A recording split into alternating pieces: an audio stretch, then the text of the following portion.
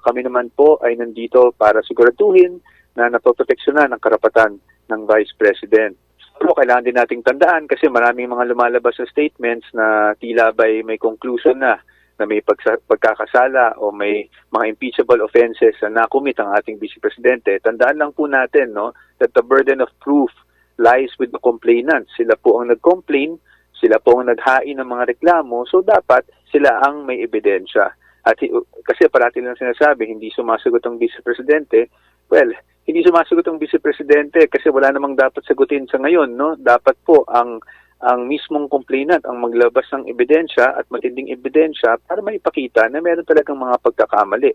At sa ngayon, wala pa kami nakikitang ganong ebidensya. Kasama na natin ang tagapagsalita ng defense team ni Vice President Sara Duterte. Kaugnay nga po dito po sa issue ng impeachment sa kanya na gumugulong dyan ngayon sa Kamara. Si Attorney Michael po, makakasama natin. Attorney, magandang hapon. Si Admar po ito. Hi, Sir Admar. Magandang hapon po sa inyo at magandang hapon sa ating mga kababayan. Opo, gusto lang maliwanagan din ng ating mga kababayan. Ano po itong isinabmit nyo po kahapon na sagot dito na atat yung atin pong kamara na matanggap na kung ano mang sagot. Marami na silang sinasabi ever na hindi makatanggap ng sagot. Pero ano po itong inihain nyo po sa kamara kahapon po, Attorney? Ito po ay ang tinatawag nating answer, consolidated answer ad cautelam. Explain ko lang po 'yun, no. Kaya po siya ad cautelam dahil bagamat tayo ay nirerespeto natin yung prosesong ginagawa sa Committee on Justice, hindi pa rin natin wini-waive yung ating mga karapatan upang questionin yung validity ng mga proceedings na nangyayari dyan. Kaya po ad cautelam. Ngayon po, doon po sa sagot ng ating Vice Presidente, yun naman po ay nilagay natin ang mga napansin natin na as our defenses, unang-una sa lahat is yung constitutional issue. No? We feel na unconstitutional yung nagiging proceedings dahil nga may tinatawag tayong iba na standards na in-impose dito sa pagdetermine ng sufficiency in substance dito sa complaints laban sa Pangulong Marcos, kung ikukumpara mo dito naman sa ginawang determination sa complaints laban sa Vice Presidente. Yan po ay isang main argument natin. The other argument, yung sinasabi natin, wala pong from the side of the complainants to allege ultimate facts that constitute yung yung impeachable offense. Kasi po ang ultimate facts, yan po usually, sa criminal law man, yan yung mga elements of the crime na kailangan mong i-allege para masabi na meron ngang krimen na naganap. No? At sa pananaw natin, hindi po nagawa yon ng complainants. Kumbaga doon po sa mga pahayag ng complainants, doon po sa naging pagdinig doon sa House Committee on Justice, walang bago, na-recycle lang yung unang mga akusasyon, Attorney? Well, karamihan naman po ay talagang ni-recycle lang. Although sa pananaw natin, wala namang problema doon kung ni-recycle lang.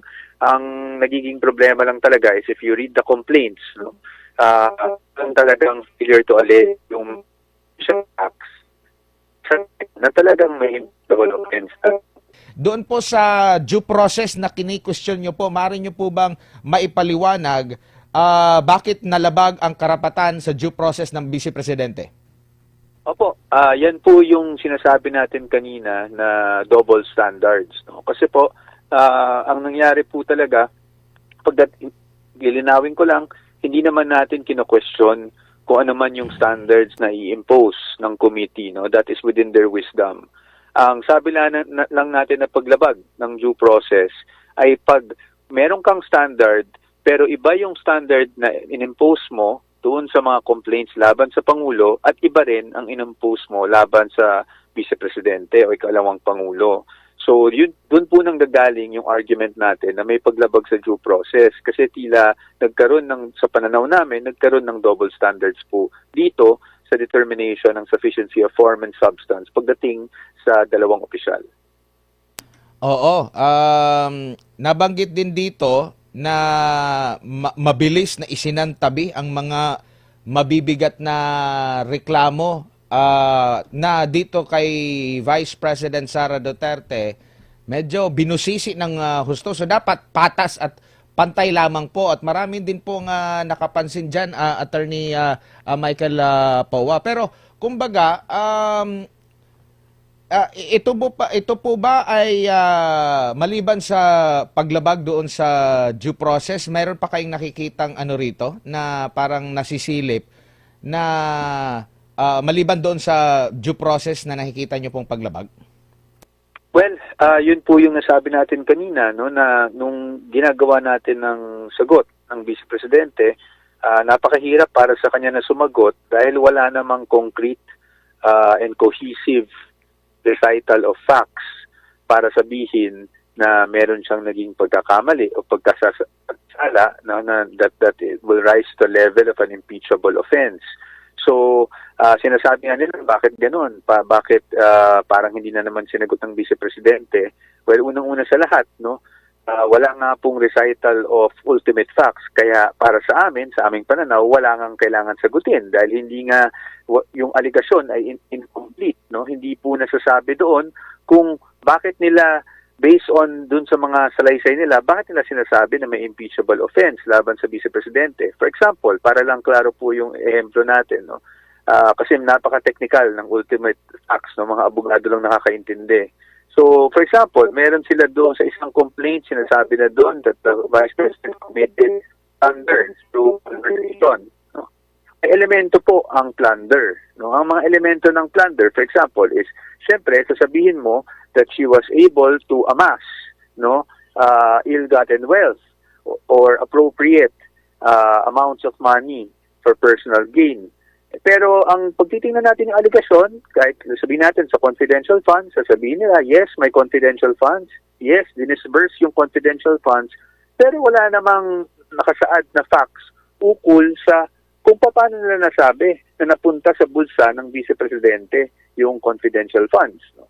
Lahat po ng mga nakasulat doon ay spekulasyon, kung hindi man spekulasyon, ay conclusions of law and fact or self-serving conjectures. Kaya po yan po ang sinasabi namin na parang kulang, kumbaga, ang naging recital of facts. Kaya napakahirap para sagutin yan dahil wala dapat tayong sagutin dahil hindi naman kompleto yung aligasyon, kumbaga. Opo, at sa pahayag naman po ng ni Congressman Terry Redon sa kanilang panig, ang sinabi po niya na bigo raw pong sagutin ng pangalawang Pangulo yung mga allegation at sa inyo naman po sa panig ni VP Sara, bigo naman itong mga complainants na tumbukin. Ano bang nagawang kasalanan? Eksakto po.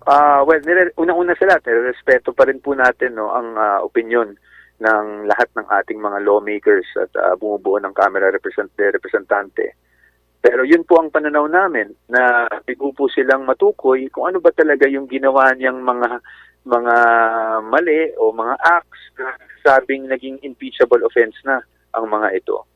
Nabanggit niyo rin po dito yung issue po kay Ramil Madriaga, yung nagpapakilala na associated sa pangalawang Pangulo na ito'y sa kabila po ng mga previous na mga pahayag like kagaya doon sa pagbisita. No, sinasabi nilang binisita daw ni Vice President Sara Duterte, pero sabi naman po ng DILG na walang nangyari, iba yung binisita raw, wala namang CCTV. Tapos yung threat naman, kahit na sinabi ng BJMP, ay hindi, nagkaano lang ito, nagkabanggaan habang nagpapainit sila ng araw, nagkabanggaan, masama yung tingin, doon lang nagumpisa. Parang pinapalaki nila yung issue at hindi nila pinapakinggan yung side din naman ng ng authority din po, attorney.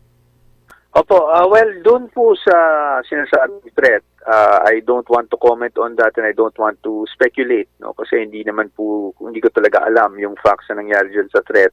At tayo naman din po, gusto din naman natin na sana ay safe, no? Lahat ng tao, including si Mr. Madriaga, lalong-lalo na gusto po nating makross-examine kung ito ay magtuloy-tuloy sa Senado, gusto po nating makross-examine si Mr. Madriaga para po mapatunayan namin na wala pong katotohanan yung mga sinasabi niya laban sa Vice Presidente sa kanyang affidavit. Pangalawa, pag titingnan natin yung affidavit niya, talagang unsubstantiated po yung mga claims niya, no? Wala pong mga attachments, walang kahit ano nagpapatunay doon sa mga naging pahayag niya at salaysay niya sa kanyang affidavit. So sa atin, no, nakita naman natin, nag-file na ng kaso na perjury ang Vice Presidente laban sa kanya. So gusto din naman natin na safe po siya para ngayon ay mapakita natin sa taong bayan na pawang kasinungalingan yung mga sinasabi niyang naging koneksyon niya, relasyon o anumang trabaho ang ginawa niya para sa Vice Presidente.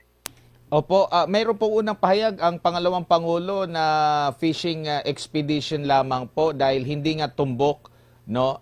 After sakali man po, no, kasi meron din silang request din po, no, na merong ipasumpina na mga dokumento. Sakali pong umusad at same pa rin na senaryo noong naghain sila. Kumbaga, una muna, nakikita nyo po rin po ba na magkakaroon pa ng patas sa hinaharap dyan muna sa Kamara, at if ever naman po na umusad, aprobahan ng nakararaming mga kongresista yung impeachment, muli po ba kayong dudulog sa Supreme Court ukol dito? Unang-una sa lahat, bilang abogado, Admar, I would like to trust the process pa rin, no? So, sa ngayon, despite statements being said that might seem bias or meron ng partiality, para sa akin, we need to trust the process and we need to give our lawmakers at lahat ng miyembro ng Committee on Justice and even plenary the benefit of the doubt, no, that they will be voting based on evidence, based on conscience, no. So sa atin, ayoko pong mag-cast ng any aspersions, no, laban sa ating mga lawmakers. Pero handa naman tayo kung sakaling dumating to sa punto, pupunta tayo sa Senado para sa isang trial. Dahil doon naman talagang labanan po nito, no, sa Senado. Ngayon po, pagdating naman sa issue kung may idudulong tayo sa Supreme Court, hindi pa po, of course, that's always a possibility, pero wala pa po ako masasabing definite sa ngayon. Siguro malalaman na lang natin kung makapag-desisyon talaga kami na merong talagang malaking bagay na dapat idulong sa Supreme Court, gagawin po natin. Doon naman po sa mga sinasabing mag-issue ng subpoena, yan naman po ay may powers under the rules ng House, no? May powers mag-issue ng subpoena. Pero kung naayon man o hindi sa batas yung subpoena, yan po ang titingnan naming mga abogado ng ating ikalawang Pangulo. Titingnan natin kung tama ba yung laman ng subpoena, titingnan natin kung naayon sa batas, at titingnan natin kung wala namang karapatan ng ikalawang Pangulo ang kumbaga in English nai-infringe, no, dahil dito sa mga subpoena na to. But right now, I don't want to speculate, masyado pang maaga kasi wala pa namang subpoena na ni-issue. And I don't want to cast any aspersions against the Committee on Justice. Opo, after po nitong inyo pong pag-submit, ano pang inaasahan ninyo na hihilingin ng Kamara po sa inyo after dito? Pahaharapin na po ba? O ano pa ang ine-expect nyo po, Attorney? May mga narinig ako na magkakaroon ng mga hearings, magkakaroon daw ng mini-trial. Although, siyempre po, ang posisyon natin ay hindi mini-trial yan. Kasi under the rules, ang mga abogado ng Vice Presidente hindi pwede mag-cross-examine, no? So, sa amin hindi yan mini-trial. Ang trial talaga ay nasa Senado dahil sila naman ang talagang impeachment court, no? So, abangan lang natin ang mga pangyayari. Kami naman po, nakasubaybay din kami sa mga developments. Siguraduhin lang natin na maprotektahan natin ang mga karapatan ng Vice Presidente. Opo, dito po sa complaints na umusad po, wala naman po kayong pag-question, lalo na yung doon sa issue ng one-year bar rule? Sa ngayon po, of course, those things are always on the table, pero sa ngayon po, wala pa po kaming planong idulong. Yan po ay mga bagay na i-monitor muna natin, and if there's a need, of course, as lawyers, we will be the ones to advise the Vice President kung may kailangan man tayong idulong. Opo, siguro bilang panghuli na lang po, Attorney, mensahe nyo na lang po, lalo na po sa mga naniniwala, nagtitiwala, mga supporter po ni Vice President Sara Duterte na naririnig nila itong mga issue pong ito, nagaganap ngayon sa gitna po ng krisis na kinakaharap ng ating bansa po. Opo, maraming salamat po. No? Unang-una sa lahat, nagpapasalamat po kami. Kahit po kami ay mga abogado lamang ng ating Vice President Sara Duterte, nagpapasalamat po kami sa lahat ng suporta na ibinibigay niyo sa kanya. Kami naman po ay nandito para siguraduhin na napoproteksyonan ang karapatan ng Vice President. At pero kailangan din nating tandaan kasi maraming mga lumalabas sa statements na tila ba'y may conclusion na may pagkakasala o may mga impeachable offenses na nakumit ang ating Vice Presidente. Tandaan lang po natin, no, that the burden of proof lies with the complainant. Sila po ang nag-complain, sila po ang naghain ng mga reklamo, so dapat sila ang may ebidensya. At kasi parati lang sinasabi, hindi sumasagot ang Vice Presidente. Well, hindi sumasagot ang Vice Presidente kasi wala namang dapat sagutin sa ngayon, no? Dapat po ang mismong complainant ang maglabas ng ebidensya at matinding ebidensya para maipakita na meron talagang mga pagkakamali. At sa ngayon, wala pa kami nakikitang ganong ebidensya. At ang aligasyon, hindi na ibig sabihin katotohanan, lalo na kung walang ebidensya po, Attorney. Tama po. Ang allegation is never the truth unless backed up by evidence. Attorney, daghang salamat. Maraming salamat po sa inyong oras at panahon. Sa ulitin po, ingat po kayo.